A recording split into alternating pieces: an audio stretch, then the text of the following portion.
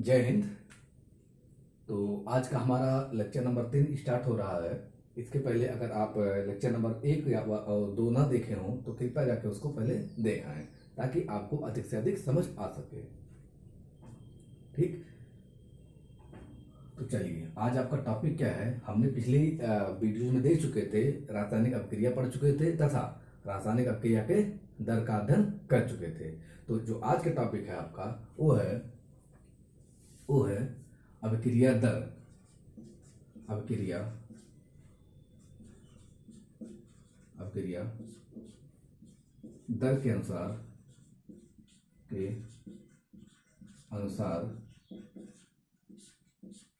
अभिक्रिया दर के अनुसार रासायनिक अभिक्रिया के प्रकार। रासायनिक अभिक्रिया के प्रकार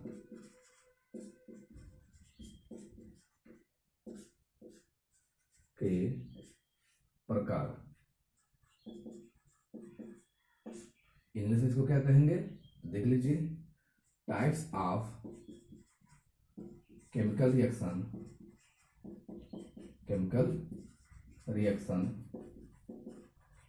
अकॉर्डिंग टू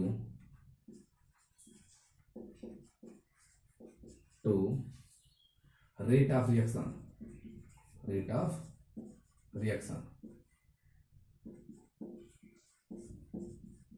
ठीक, तो ये आज का टॉपिक है।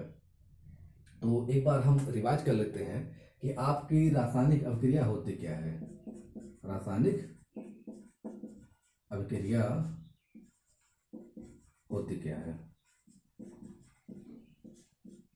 ठीक, तो पिछली वीडियो में हमने बताया था कि रासायनिक अभिक्रिया को आप इस प्रकार समझ सकते हैं कि जब आपके जो पुराने पदार्थ हो या जो आपके पास पदार्थ हो, ये किसी भी तरह दूसरे नए पदार्थों में बदल रहे हैं, तो आप कहेंगे कि जो प्रक्रिया है ये क्या है, रासायनिक प्रक्रिया है या रासायनिक अभिक्रिया है। तो अगर इसको हम परिभाषित करें तो कुछ इस प्रकार से परिभाषित कर सकते हैं कि जब रासायनिक अभिक्रिया वह प्रक्रिया होती है जिसमें एक या एक से अधिक पदार्थ ठीक टूट करके अथवा आपस में जुड़ करके, जिसे सामान्यतः क्या कहा जाता है, अभिकर्मक। जिसे क्या कहा जाता है, अभिकर्मक। वो आपस में टूट कर अथवा जुड़ करके नए पदार्थ का निर्माण करते हैं। वो नए पदार्थ क्या कहलाता है, उत्पाद। तो यह प्रक्रिया क्या कहलाई, आपकी रासायनिक अभिक्रिया कहलाती है। तो आप लिखेंगे कि यह वह प्रक्रिया है या रासायनिक अभिक्रिया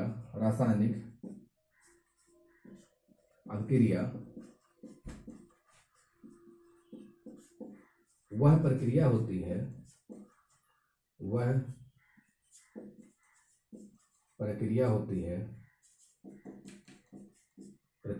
है जिसमें एक अथवा एक से अधिक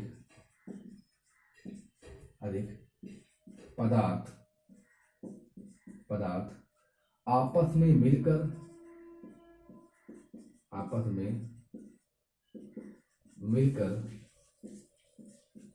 अथवा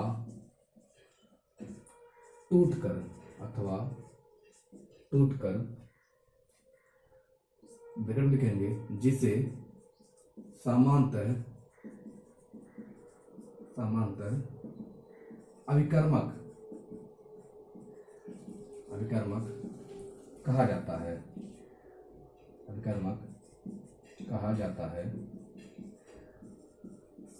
ब्रैकेट बंद। टूटकर एक या एक से अधिक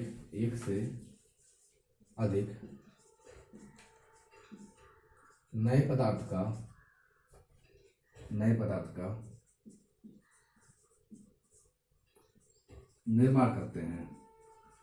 निर्माण करते हैं।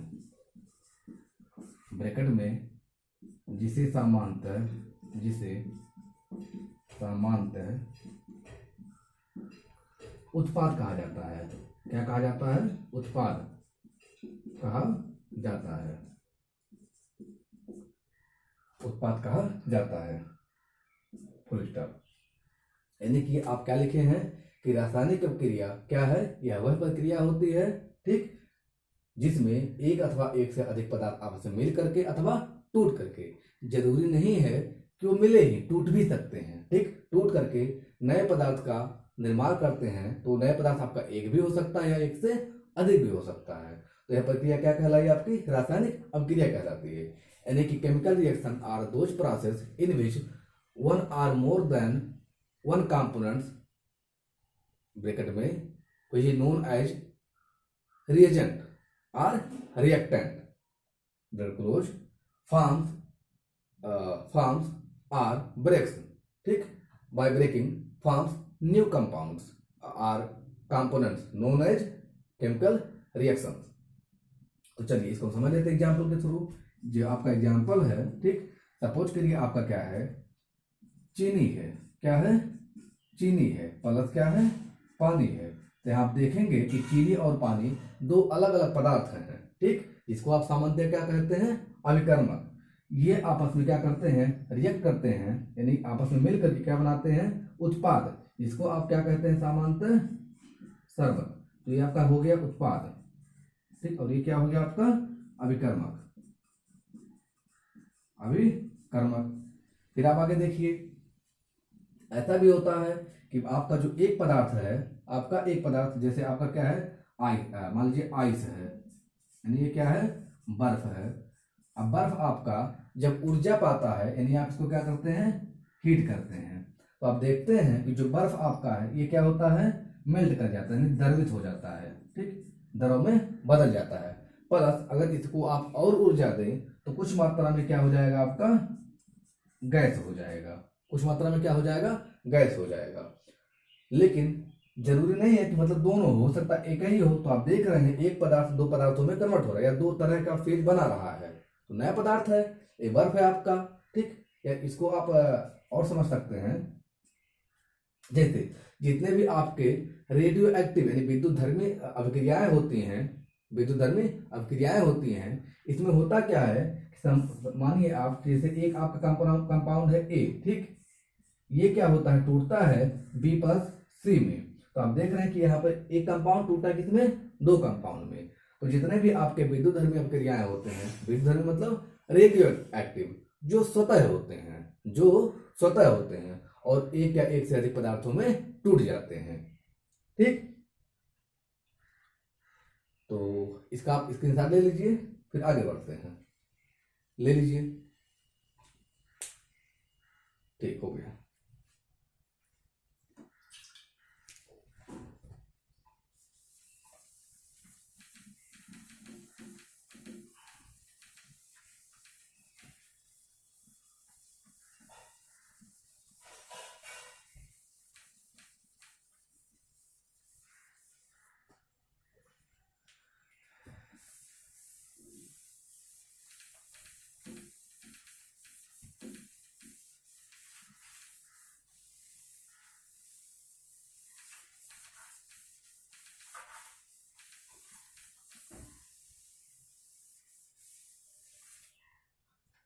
तो अब देखिए,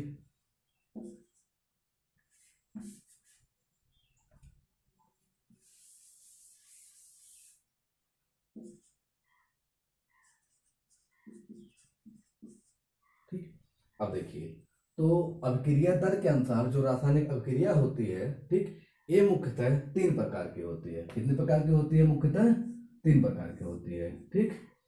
पहला तो कौन कौन सा है देख लेते हैं। तो आपको जो पहला है ये है आपका तीव्र, तीव्र, ठीक, रासायनिक अभिक्रिया, रासायनिक अभिक्रिया। दूसरा आपका है मंद रासायनिक अभिक्रिया और तीसरा आपका है माध्यमिक, माध्यमिक रासायनिक, रासायनिक अभिक्रिया, ठीक। तो किसी किसी बुक में आपका दो ही दिया हुआ है, तीव्र और मंद, और किसी किसी में 3 दिया हुआ है। तो आपके जनरली कितने प्रकार के होते हैं? 3 प्रकार के। तो देखते हैं 1 बाय 1 करके। तो जो आपका पहला देखिए, पहले हेडिंग बनाएंगे आप तीव्र, ठीक, रासायनिक अभिक्रिया, अभिक्रिया। इंग्लिश में लिखेंगे वेरी फास्ट केमिकल रिएक्शन, ठीक। तो देखिए इसको, तो जो तीव्र रासायनिक अभिक्रियाएं होती हैं, ये ऐसी अभिक्रियाएं होती हैं जिनके अभिक्रिया के दर को सामान्यतः ज्ञात नहीं किया जा सकता है, यानी कि जो आपके सामान्य इंस्ट्रूमेंट हैं उससे सामान्यतः ज्ञात नहीं किया जा सकता। इनकी रासायनिक अभिक्रियाएं की गति इतनी तीव्र होती हैं, इसीलिए इस अभिक्रिया क्या कहते हैं? तीव्र रासायनिक अभिक्रिया कहते हैं। फॉर एग्जाम्पल आप समझ सकते हैं कि जो आपका टाइट्रेशन होता है या जो आपका प्रेसिपिटेशन रिएक्शन होता है, प्रेसिपिटेशन मतलब हिंदी में अवक्षेपण अभिक्रिया, ठीक, इनकी गति को ज्ञात नहीं किया जा सकता। तो जो तीव्र रासायनिक अभिक्रिया होती हैं, इनकी गति अथवा दर को इसलिए नहीं ज्ञात किया जा सकता क्योंकि ये बहुत ही सूक्ष्म समय, और वो जो समय होता है वो होता है आपका 10 के घाते -3 4 से लेकर के 10 के घाते -3 सेकेंड, ठीक, यानी कि बहुत ही कम समय में होता है, जिसको आप आसानी से ज्ञात नहीं कर सकते, ठीक। इसमें सामान्यतः ये देखा जाता है, या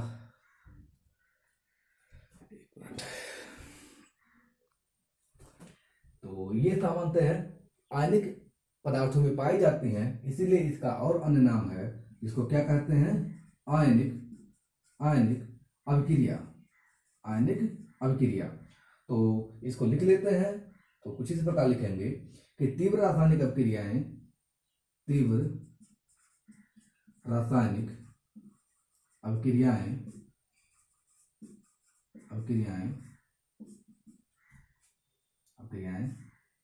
ऐसी अभिक्रिया होती है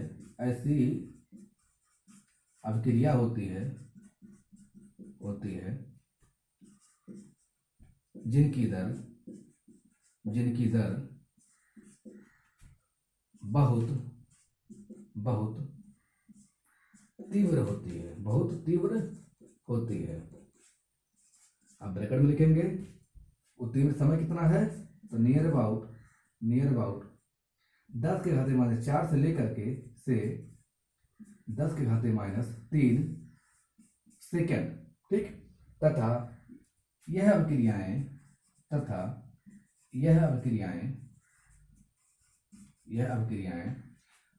मुख्यतः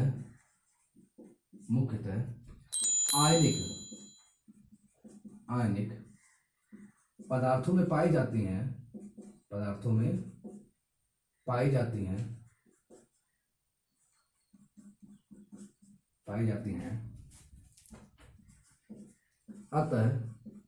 अतः इसे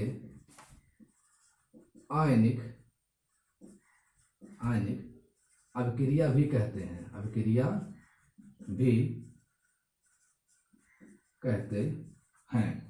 ठीक, आयनिक अभिक्रिया भी कहते हैं।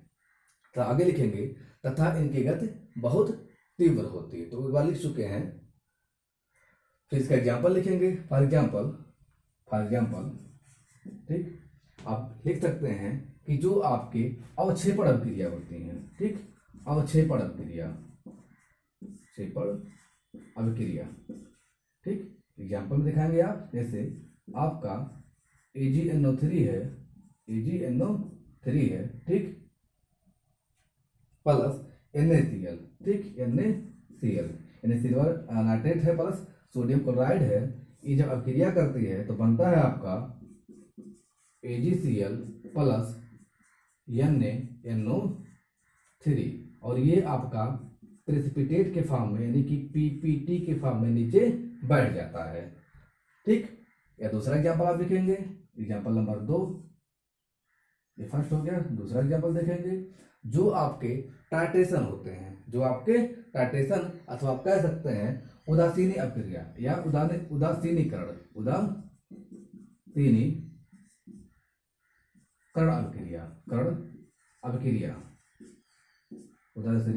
अभिक्रिया, तो उसको दिखा लीजिए एग्जाम्पल के तौर पे। एग्जाम्पल एग्जाम्पल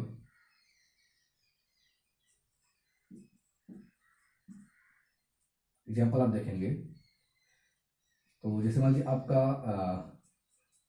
HCl है, ठीक, आपका HCl plus NaOH, HCl plus NaOH तो आपका बनाता है, ठीक, NaCl प्लस H2O, ठीक, प्लस H2O। तो ये कुछ एग्जाम्पल हो गए किसके, तीव्र अपक्रिया के।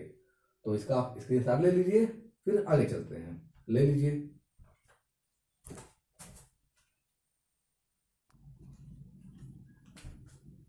अब आप दूसरा हेडिंग बनाएंगे, दूसरा, ठीक, वो क्या था आपका, मंद अपक्रिया। मंद अपक्रिया या अपक्रियाएं, ठीक, वेरी स्लो रिएक्शन, ठीक। तो जो मंद अपक्रियाएं होती हैं, यह इस प्रकार की अपक्रियाएं होती हैं, यह इस प्रकार की अपक्रियाएं होती हैं जो बहुत ही स्लो होती हैं, बहुत ही मंद होती हैं, बहुत ही धीमी होती है। यानी इनकी जो गति होती है, अपक्रिया की दर होती है, ये बहुत ही धीमी होती है। तो इनकी गति या दर धीमे होने की वजह से, ठीक, हम बहुत दिनों तक, इसमें महीना भी लग सकता है या वर्ष भी लग सकता है या कई कई वर्ष लग सकते हैं, 100 साल भी लग सकता है, ठीक। इसलिए इसमें हम कोई दर्शनीय या डिटेक्टेबल परिवर्तन नहीं देख पाते हैं, कोई भी दर्शनीय परिवर्तन नहीं देख पाते हैं। फॉर एग्जाम्पल आप देखेंगे लोहे में जंग लगना, लोहे में जंग लगना, तो लोहे में जंग लगता है या 1 या 2 दिन की जो अपक्रिया नहीं होती है, इसमें महीनों लग सकता है या कभी कभी इसमें वर्ष भी लग जाते हैं। जैसे आप एक लोहे का रॉड ले लीजिए और ले जाकर कहीं रख दीजिए, तो अगर आप छत पर रखे हैं, बरसात का महीना है, तो भी उसमें जंग लगने में 5 से 6 दिन तो लग ही सकते हैं, ठीक। या उसको अगर आप कहीं सेफ जगह पर रखे हैं तो भी जंग लगने में उसको 1 आध साल या 2-4 महीना लग जाता है। या आप इसको ऐसे भी समझ सकते हैं कि जो एक बच्चा होता है, ठीक, या जो वृक्ष होता है, इसको बड़े होने में कई 100 वर्ष लग जाते हैं, यानी कई सारे वर्ष लग जाते हैं। और कुछ वृक्ष ऐसे होते हैं जिनको 100 साल लग जाता है पूरी तरह से विकसित होने में। तो ऐसी अपक्रिया को क्या कहते हैं आप, मंद अपक्रिया, या इंग्लिश में वेरी स्लो रिएक्शन। तो आप इसमें लिखेंगे कि इस प्रकार की अपक्रिया का दर, इस प्रकार की अपक्रिया का दर, अपक्रिया की दर अत्यंत धीमी होती है,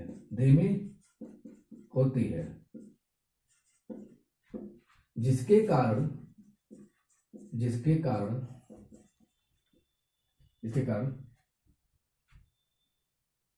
कारण पदार्थों में बहुत दिनों तक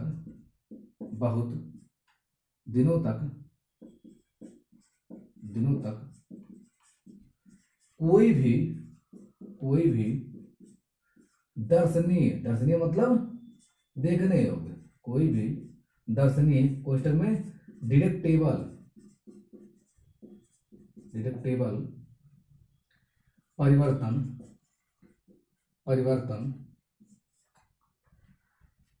नहीं मिलता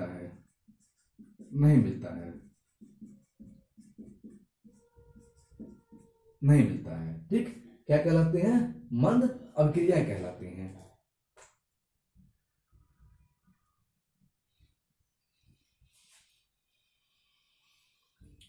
तो चूंकि क्या देख रहे हैं आप, ठीक है, कुछ चूंकि क्या देख रहे हैं आप कि इसकी जो गति है या दर है बहुत धीमी है, बहुत धीमी है। जब गति बहुत धीमी है तो क्या इसकी अपक्रिया की दर ज्ञात हो सकती है, नहीं। तो आप लिखेंगे अपक्रिया की दर बहुत धीमी होने के कारण